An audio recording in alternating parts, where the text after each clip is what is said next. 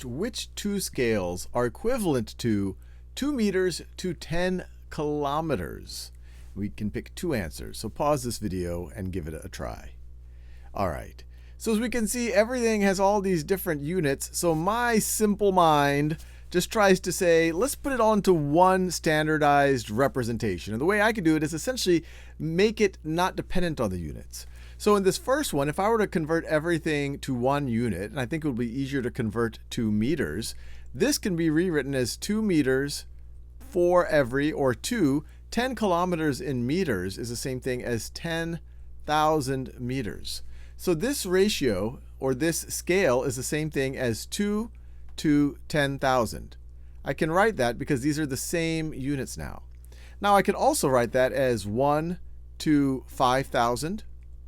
If I just divide both of these by 2, and let's see, I see some 20,000s in here. So let's see, another way to think about it, I can double both of these, and I could say this is also the same thing as 4 to 20,000. Now let's see which of these are equivalent.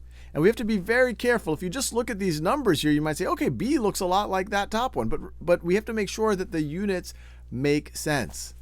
So this first one right over here, 1 meter to 5 kilometers, this is the same thing as 1 meter to 5,000 meters, if we rewrite kilometers as thousands of meters.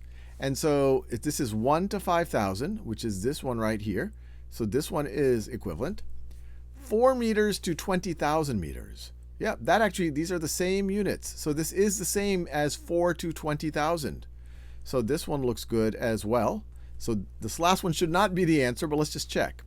Here the units are the same, so this is the same thing as a scale of 1 to 500, which is of course not the same thing as our equivalent, or as our original scale. So yes, I like choices A and B.